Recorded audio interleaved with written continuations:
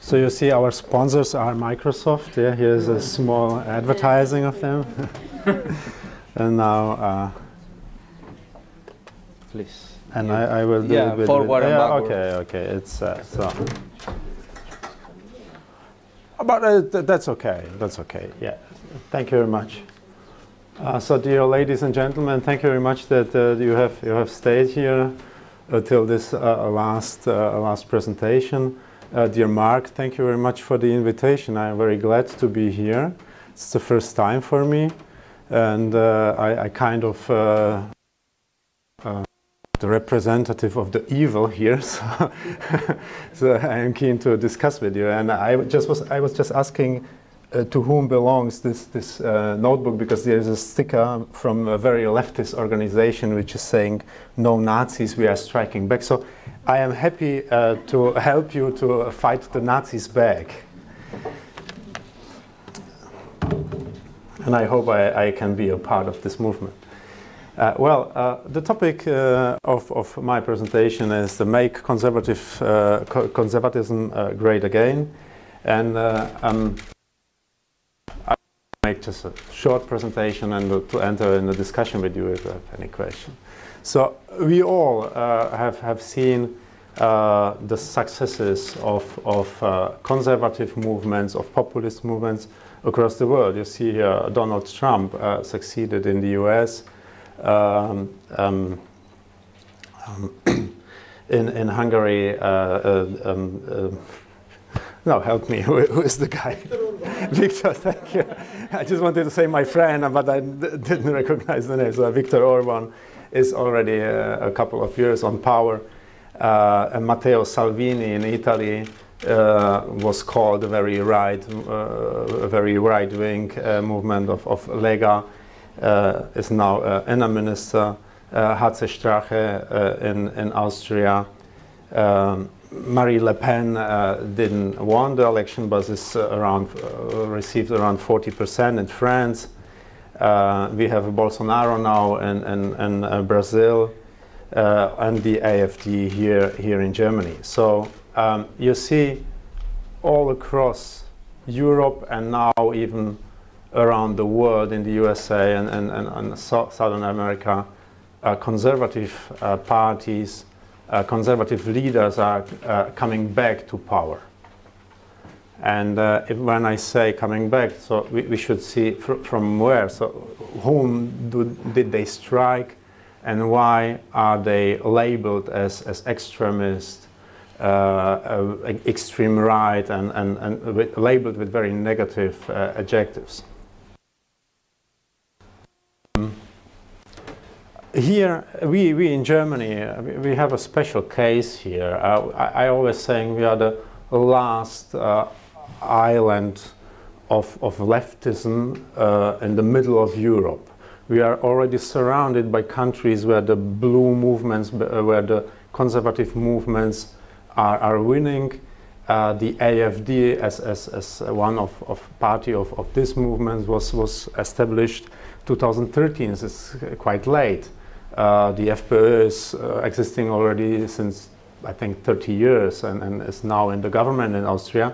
And we are just coming into the parliaments, always the first time. So the question is, why? Why it is this way? And the answer is that the left, as 68er, so the generation 1968, was very successful here. They say in 1968, they said, okay, we are going to the institutions, ja, den Marsch durch die Institutionen, and they did it. They were very successful. They occupied all ministries, all editorial stuff, so many journalists are claiming themselves that they are left. So they have a kind of supremacy, and they are giving, yes, setting the agenda in all kind of discussions. And And we have also one very special point, which is nowhere at the world. I have to say one more thing. I was born in Czechoslovakia, so I'm a political refugee. I've got asylum here in Germany, and I experience a very new phenomenon here in Germany, that the Germans, part of the society, they are hating their own country. And this is something nobody can understand if he is coming from abroad. You know, all the people saying, hey, what do you want? You have such a beautiful culture, such a good history, you know, and why do you hate your own country? And here are the pictures, you know, here are people, left extremists who are saying, we hate Germany, who are, and on those pictures you see really high-ranked politicians. This woman is a vice president of the German parliament, Claudia Roth. And she is also here somewhere. She was younger. And at this banner, there is the banner says, Germany never again. And they are demonstrating with groups. They are saying Germany is a shithole, you know, and destroy Germany. So this is a very difficult situation for the society as such, because from saying like, let's destroy this country, destroy the national self-esteem, and give up everything to supranationalist organizations. It of course starts some reaction, and this is also the girl left. You know, this is a very special picture, because she is a politician of the Pirate Party, and I don't know if everybody is aware who was Bomba Harris. But Bomba Harris was a general of the Royal Air Force in the Second World War, and he was responsible for bombing of Dresden. So several hundred people died by this bombing. And she is now saying, Bomba Harris, do it again, please. So this is the attitude of those people we are fighting now with. Yeah. And so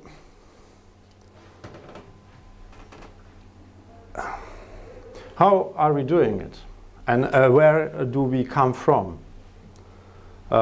Just a short excursion to the AfD. You know, the party was established 2013, and half of the people who were never before in any political party.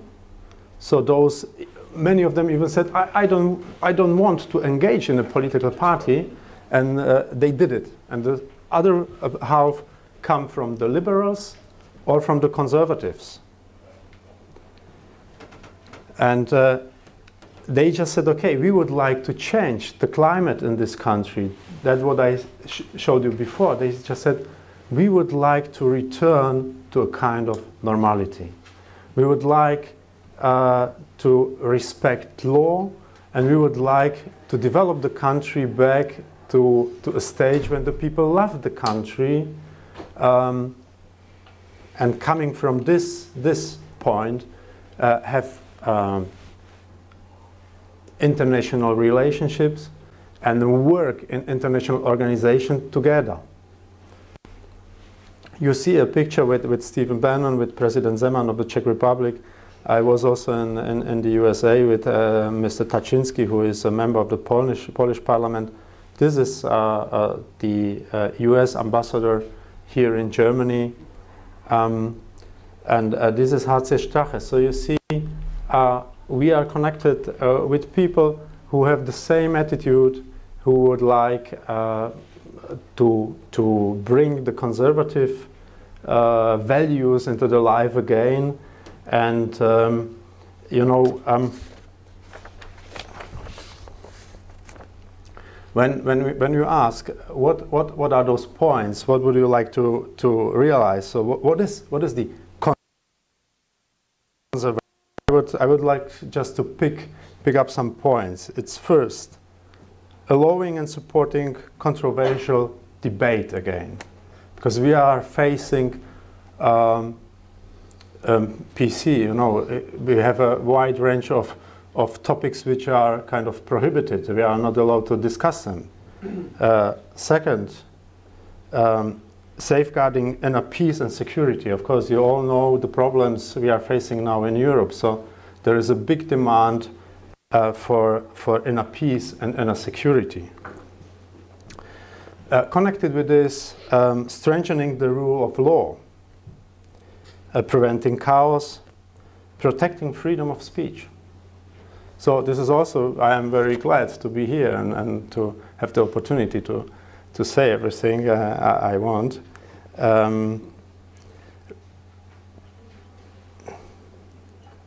We are also fighting. We are fighting for the majority of people that do not want our country and our culture to vanish or to be replaced, because many people feel that they are going to be replaced by somebody else, that our culture will disappear. And we are fighting also for the so-called losers of the globalization, so which is the working class and the middle class. And I would like to say that nobody needs to be scared of what's going to happen. Nobody is needs to be scared of those countries. I don't think that Donald Trump even is so dangerous as he is presented internationally. You know, if you look at this, he is very, even the midterms showed this development, because at the midterms, all presidents, the party of the ruling president is always losing. So under Obama, the Democrats lost many seats in the Senate. Under Bill Clinton, also the Democrats lost many seats. So Trump was very successful. And so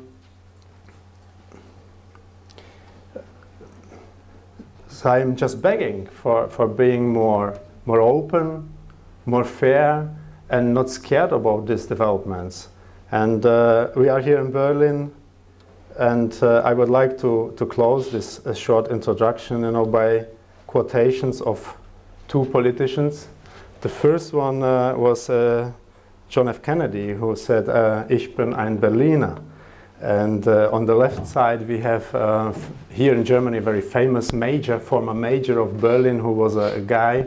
And he said, "Ich bin schwul und das ist gut so. I am gay and that's okay." So I would say I'm conservative and that's okay too. Thank you very much.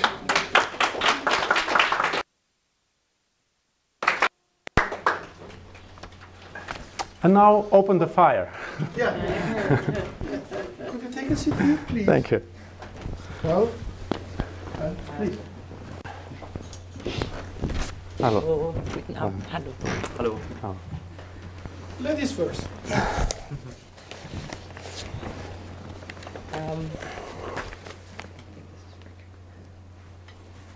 Is this the mic? Yeah, I don't know if it's working. Okay. Yeah. But the room is small, we can Yeah. talk like this now. Yeah. I really wanted to thank you for being with us here today. It's an honor.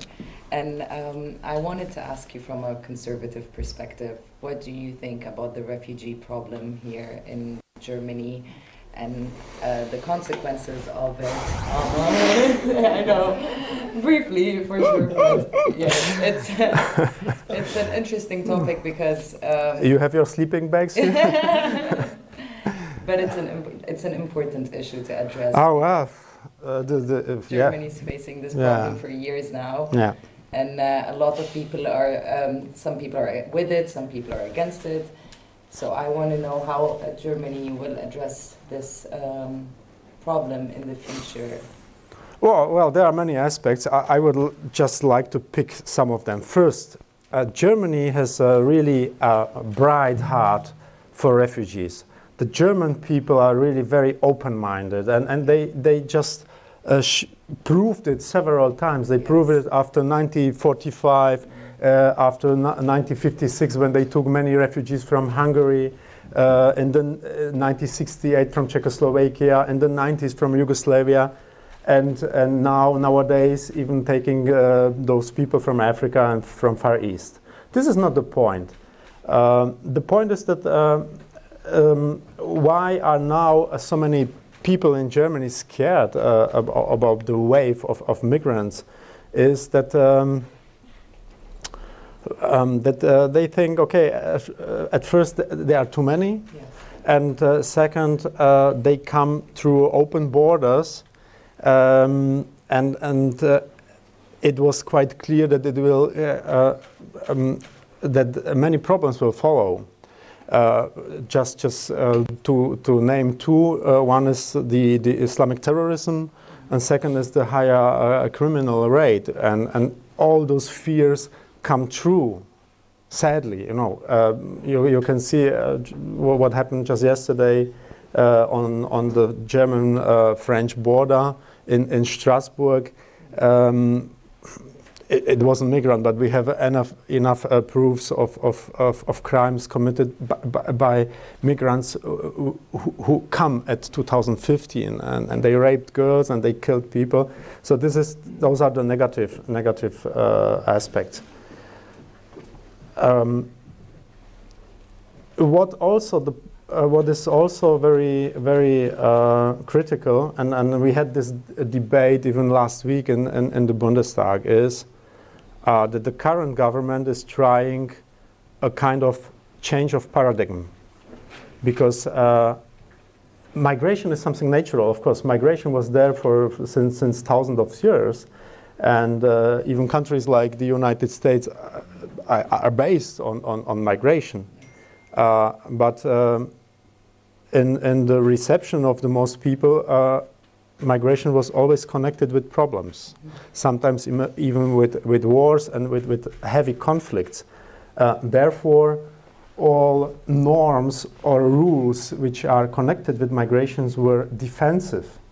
And now we have this change of paradigm when our government is claiming that migration is something per se positive, and would like, even in the global compact on migration, would like to institutionalize it and kind of organize it, you know. And this is a fundamental change, which we see very critical. Yeah. Thank you. Yeah. All right. First of all, also from my end, thank you so much for taking time to answer our questions. My name is Jens. I'm from Germany, and here at the ICD, we value cultural exchange and also intercultural dialogue. That means understanding different cultures and being curious about them.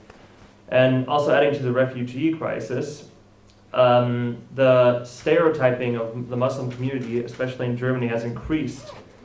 And German society has not shown so much curiosity and understanding what Islam actually is about and what the religion actually entails. So do you think, is the danger of stereotyping Islam a relevant issue for you? And do you think there needs to be more active debate of how we eliminate these stereotypes? And do you think that German society needs to be, at the same time, proud of its own culture, but also just as curious to understand other cultures as well?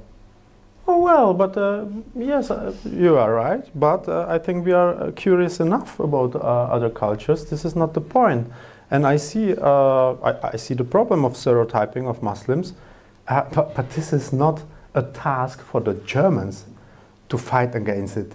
I think the Muslims should be very active and show us what is their attitude. We have several millions of Muslims living in Germany, and they can easily say, we don't agree with this, what is happening here. We don't agree with those people who are killing others, crying Allahu Akbar. This is not our religion, this is not our attitude. We don't want those people to doing that. But to be honest, I didn't recognize something like this. We had several killings in the last 2-3 years in Germany, when the people, let's name it, you are shaking your head like no, and I don't guess you are from Bulgaria, so it means Germany, yes. okay, so you show your contrary to what I am saying. So let's name the facts. Freiburg. Maria was raped and killed by I think Afghani guy. Mia in Kandel, and so on. And when the people go on the street and demonstrate, Yes. I haven't seen that was organized by the Muslim community in the city, saying, okay, we distance ourselves of those killing, we don't want it. Those were mostly German people who said, okay, we don't want this happen in our country. If you don't mind me adding something to this. Yeah. I am a Muslim, and I have to tell you that we're totally against this, because this is not Islam related, this is not religion related, for sure. And speaking on behalf of Muslims, we are definitely against this, and we are being killed too in our own countries and all around the world. We are part of this too, where it's affecting us as well. And I don't think the Muslim community here in Germany got the chance to express themselves freely about the terrorism, and because I'm sure that terrorism, they don't represent us and they don't represent the religion, for sure. But why do you think it? Why do you think they don't have the chance? I mean, we have a freedom of speech, we have this freedom of demonstration. People are afraid. You have your representatives like Maciek. Yes, I'm sure, but I mean, people sometimes are afraid to speak their own mind in different countries, to not create problems. That's the thing. But I'm sure if they have a chance to present themselves and say, no, we're against this, they will definitely do it. Because people are stereotyping them and thinking that they are bad people based on those terrorists. And it's affecting, of course, the Muslim community in a very bad way and affecting their image. So, like, on behalf of Muslims, I would love if we can, around the world, have a chance, and especially in Germany, have a chance to say, no, we are against terrorism and we are definitely not part of this. You know, I am very happy that you are saying that. Yes. And I would wish you would say it on a more publicly, not just in this closed room. I will spread this video on my website, and but I cannot follow your logic. If you say the Muslims are afraid to speak, you know, and to say it, and they would like to distance themselves from the terrorists, why are... If somebody's saying to me, I am xenophobe or racist or Nazi, I am always defeating this because I am not, and I don't want to be called it. So if they are afraid that they will be putting in one bottle with the terrorists, they should express it very offensively. I'm sure if they have the chance, they will definitely do it, because we don't want to be called terrorists, and we are not terrorists because we are affected too in a bad way from terrorism. Especially Muslims are affected in a very bad way, and people stereotype them as terrorists, which we are not. I want to live in peace too, the Muslim community want to live in peace too, for sure. So I'm sure if they get the freedom of speech and they can create a chance to express themselves, I promise you they will definitely do. Okay. Very last question.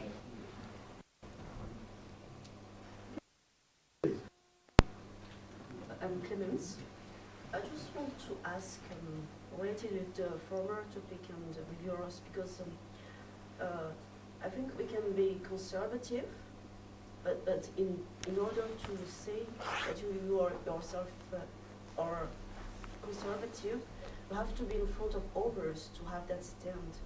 So, have you ever thought about being and staying conservative, but listening and how to be impartial over the others in front of you? I mean, in your strategy. Jetzt.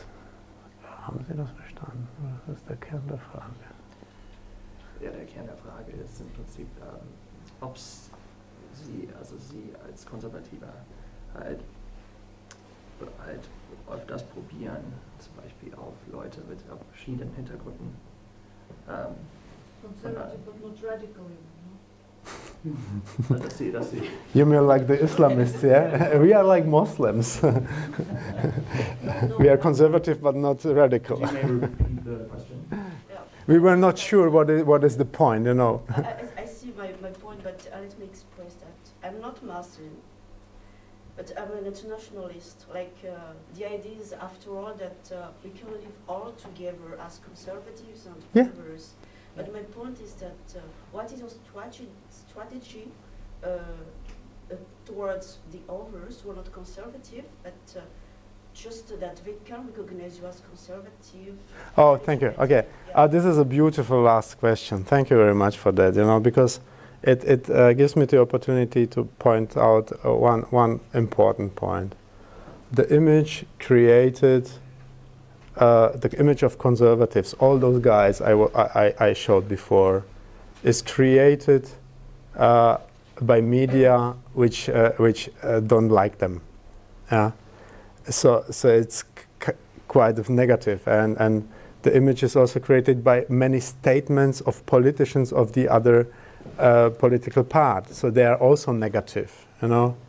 And just a couple of years ago, I just was afraid to meet Strache because the image of the FPÖ in Germany was so negative. You know, they were saying like, "Oh, you talk, oh, they are killing little children," you know. And the same with Matteo Salvini. The image in Germany is like Lega would be fascists, you know, but they are not.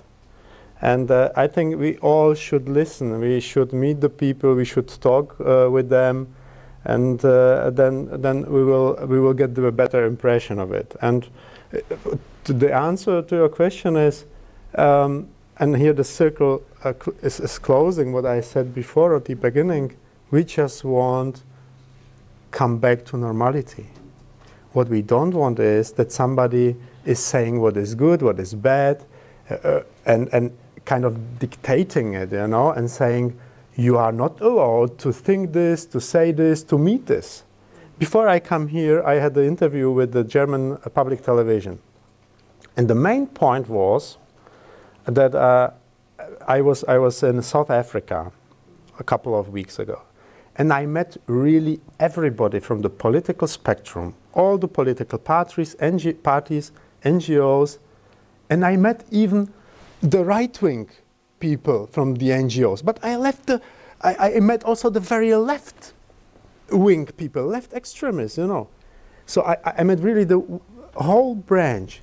But the television came and said, "Oh, you meet this guy, and the guy he met previously other guy who is really right-wing." You understand the logic? So, oh, you meet the bad guy because he met before a bad guy. I said, sorry, but this is democracy.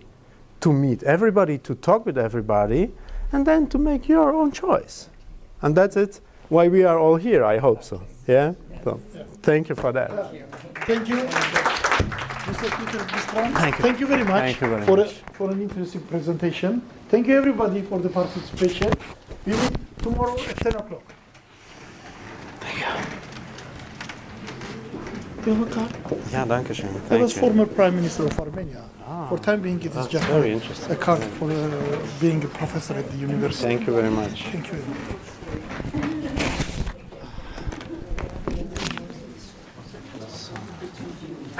Herr Professor, wir können vielleicht auch Karten da. Dankeschön.